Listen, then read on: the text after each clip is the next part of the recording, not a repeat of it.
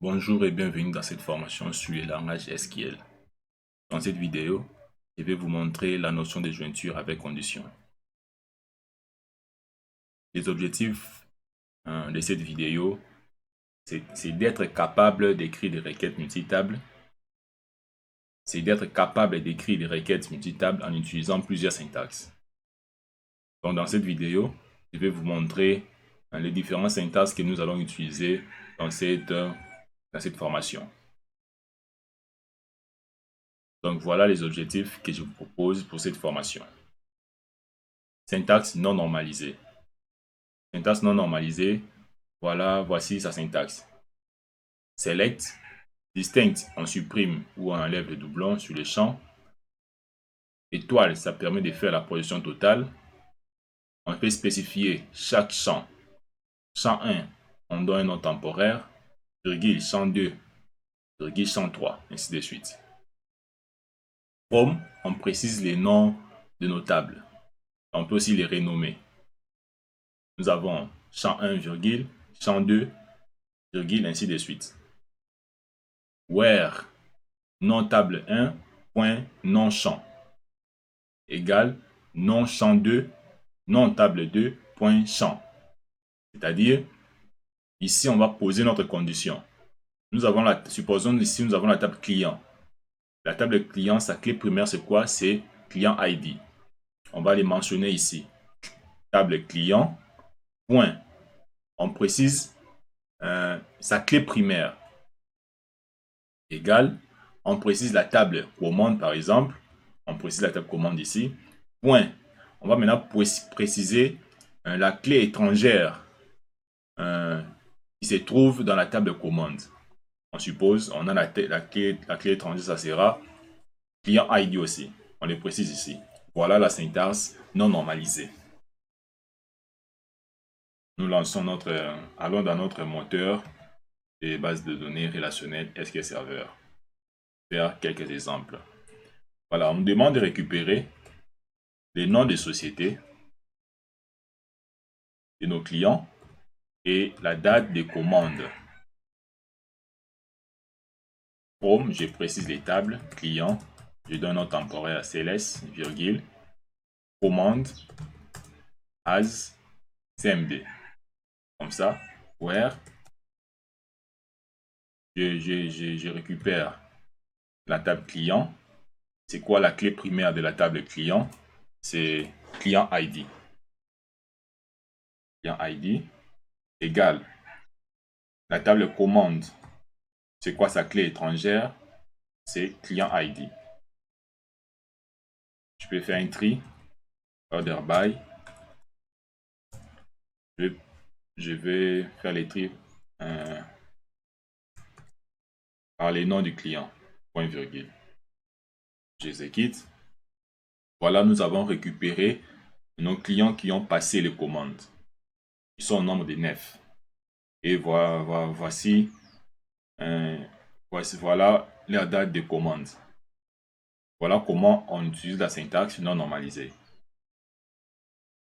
Et si on nous demandait de récupérer les employés qui ont traité ces commandes, on va ajouter les champs nom employé, prénom employé et fonction et sa fonction. On va venir à ce niveau, on met virgule, on précise la table employé, as employé. Comme ça, je donne un nom temporaire. Je viens à ce niveau. Après, donc, je vais ajouter un et, signifie et. Je récupère ma table employé. C'est quoi sa clé primaire? C'est employé ID est égal. La table commande, la clé primaire, sa clé étrangère, c'est quoi? C'est employé ID. C'est-à-dire, la table employé, sa clé primaire, c'est employé ID. Et la table commande a une clé étrangère. Il s'appelle employé ID. C'est comme ça qu'on récupère. Lorsque je sélectionne, j'exécute, ça marche très bien. Nous avons récupéré nos employés qui ont passé les commandes. Nous avons récupéré nos employés qui ont traité les commandes. Voilà la syntaxe non normalisé. On peut faire d'autres exemples pour bien voir. On demande de récupérer les noms de division, les noms de division, de nos divisions, de récupérer les noms des services. Home, on précise la table division, virgule, la table service. Where, je précise, je peux donner un nom temporaire, as D, as S. Je viens ici. La table de division, c'est quoi sa clé primaire? C'est division ID. Et la table service, c'est quoi sa clé primaire? C'est division ID. Point virgule. Je sélectionne, j'exécute. Voilà comment nous pouvons utiliser la syntaxe non normalisée dans la jointure avec condition. On va voir maintenant la syntaxe non normalisée, la syntaxe normalisée. Syntaxe normalisée. Nous avons un distinct. Étoile, ça permet de faire la projection totale. On peut spécifier les noms de nos champs. From, on précise les noms de la table. On peut les renommer temporairement. Et lorsque nous voulons préciser une deuxième table, nous devions préciser joint. Joint signifie mettre en relation deux tables. Donc, nous voulons afficher deux ou plusieurs tables, nous allons préciser joint. On peut aussi donner un nom temporaire à la deuxième table. On, c'est là où nous allons préciser, c'est là où nous allons filtrer, ou c'est là où nous allons poser nos conditions. Ici, table 1, point, on précise sa clé primaire, égale table 2, on précise la clé étrangère de ces tables. Voilà la syntaxe normalisée. Et nous allons faire 2-3 exercices pour mieux comprendre. On est toujours dans ce cas. On va maintenant traduire la syntaxe non normalisée à la syntaxe normalisée. Comment faire? Je ne vais rien effacer. Je récupère seulement cette première ligne. Je select. Je viens ici. Select. Je viens ici. From. Ici, j'ai récupéré les noms des sociétés et la date de commande. Ici, j'ai précisé dans From la table client. Je l'ai renommée. Je dois maintenant préciser la table commande. Je ferai joint selon la syntaxe. Commande as commande. Comme ça. Where on. Pour poser nos conditions, nous allons utiliser la clause on, plus la clause where. La clause where, ça ne va pas marcher. Where, j'ouvre la parenthèse, je précise les noms de ma table. La table client, sa clé primaire, c'est quoi? C'est client ID. Égal. La table commande, sa clé étrangère, c'est quoi? C'est client ID. Je ferme la parenthèse, je mets mon point virgule, je sélectionne et j'exécute.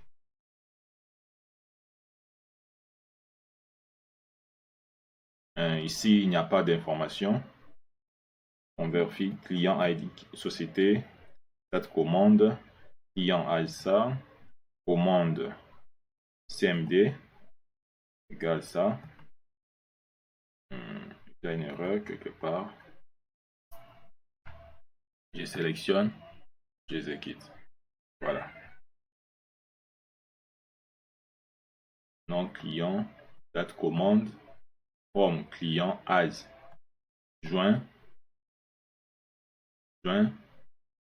commande, as, je donne un nom temporaire, on. Je précise la table client. Voilà, l'erreur à ce niveau. Adresse, c'est pas adresse, mais je vais préciser la clé primaire de la table client. C'est client ID. Voilà, il faut être un peu prudent. Je exécute.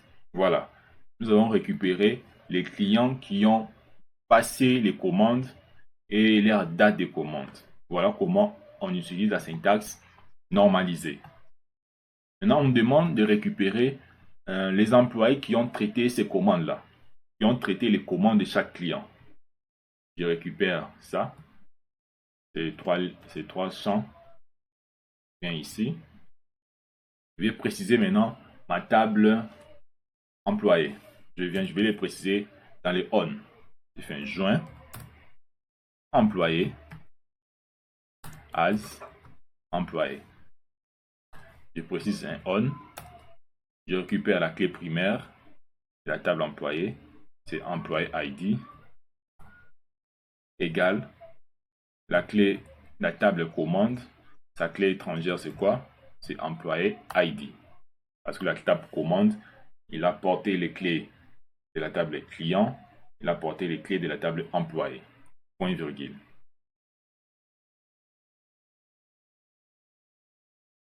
Je n'ai pas commis d'erreur, je vérifie. Command ID, ok. Parfait. Je sélectionne. Voilà, ça marche très bien. Voilà comment on utilise la syntaxe non normalisée. Je vais dans le deuxième exemple. Je vais le convertir en la syntaxe normalisée. Je viens ici. Je récupère les select. Je viens ici from division as d joint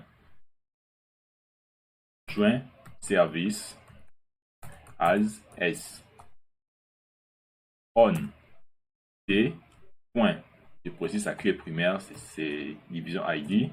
S point, sa clé étrangère, c'est division id. Je sélectionne, j'exécute. Voilà comment on récupère les noms de nos divisions, les services de nos divisions avec la syntaxe normalisée. Je pense qu'on a compris comment on utilise la syntaxe non normalisée et la syntaxe normalisée.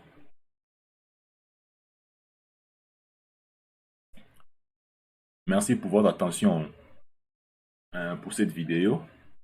N'oubliez pas de s'abonner, d'aimer, de liker et de partager. Merci, je vous dis à bientôt pour la suite de la formation.